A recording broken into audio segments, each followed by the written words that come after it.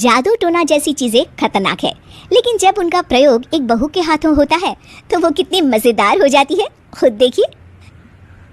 रामगढ़ गांव में सुधा रहती थी। सुधा की सास उससे बड़ा काम कराती, तो पति ऐसा जो ना कभी घुमाने ले जाता और ना ही कभी कोई तोहफा लाता। बेचारी इस बात से हमेशा दुखी रहती, लेकिन एक दिन उसकी जिंदगी बदल जाती है।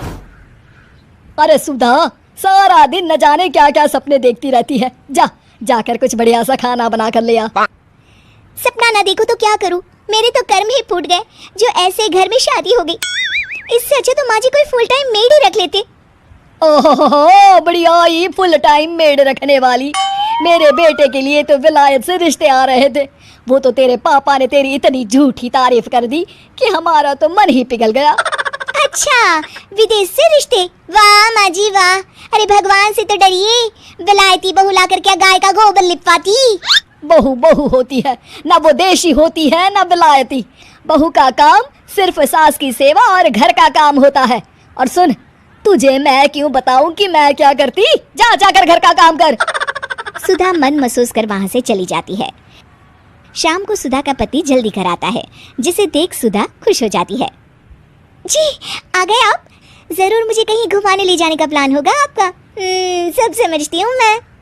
अरे नहीं भाग्यवान, घूमना क्या है, बस आज जल्दी बस मिल गई तो घर जल्दी पहुंच गया। अच्छा सुनो, जरा आज शाम की चाय के साथ पकोड़े भी तल लेना, बड़ा मन कर रहा है। सुधा पति की बात सुनकर पैर पटकती हुई किचन में चली जाती है। वो काम करते करते खिड़की के बाहर देखती है कि तभी उसे एक चमकीली सी कॉपी दिखाई देती है। वो खिड़की से उस कॉपी को उठा लेती है और उसे खोल कर देखती है तो उसमें सुनहरे अक्षरों में लिखा होता है, जादुई किताब, इस पर जो लिखो वो सच होता है। सुधा उस किताब को देखकर खुश हो जाती है और जल्दी से पास रखी पेंसिल उठाकर उसमें लिख देती है, मेरी सास सारा काम कर दे। तभी उसकी सास किचन में आ जाती है और कहती है, अरे बहू, सारा दिन लगी रहती है काम में, अब जाकर आराम कर ले, मैं तेरे लिए चाय और गर्मा गर्म पकोड़े लेकर आती हूँ। सुधा ये देखकर हैरान हो जाती है और कॉपी लेकर कमरे में आ जाती है। तभी वो देखती है कि उसका पति आराम से बैठकर किताब पढ़ रहा होता है। सुधा झट से कॉपी निकालकर उसमें लिखती है, मेरा पति मुझे घुमाने ले जाए।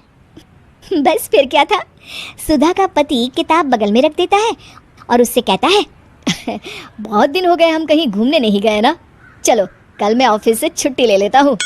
सुधा ये सुनकर खुश हो जाती है कि तभी उसकी सास हाथ में चाय और पकोड़े लेकर खड़ी हो जाती है। चलो बहू कुछ खा लो, अरे किस्मत वाले हैं हम जो हमें तू मिली, वरना मेरे बेटे की शादी कहीं तय ही नहीं हो रही थी। कोई लड़की इस घर में शादी नहीं करना चाहती थी। ले बहू खा ले। अब तो सुधा की बल्ले बल्ले हो गई थी।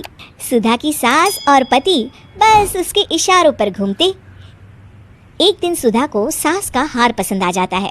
वो सास से कहती है, माँ जी कितना खूबसूरत हार है, क्या ये हार आप मुझे दे देंगी? ओए होए, बढ़िया ही मुझे दे देगी? अरे तेरी माँ ने दिया है ना मुझे, जो मैं तुझे दे दूँ? मैं अपने एक भी गहने तुझे कभी नहीं दूंगी। तभी सुधा अपने कमरे में जाती है और कॉपी में लिख देती है, सास के सारे गहने मेरे हो जाए। अब क्या था, थोड़ी ही देर में सास एक संदूक लेकर उसके कमरे में आ जाती है। बहू ये ले। ये क्या है माँ जी? बेटा ये मेरे गहने हैं, अब मुझ बुढ़िया पर तो ये अच्छे नहीं लगते, तेरी तो उम्र है पहनने उड़ने की, ये ले गहने तू ही रख ले। तभी सुधा की नज़र उस हार पर पड़ती है जो सासू माँ ने पहना है। और माँ जी ये हार जो आपके गले पर है? सास हार उतारते हुए कहती है, हाँ बहू ये भी ले ले। फिर कान की टापस उतारते हुए कहती है, ये ले बेटा तू ये भी ले ले। फिर एक एक कर वो अपने सारे पहने हुए गहने उतारने लगती है। ये भी ले ले बहू, ये भी ले ले।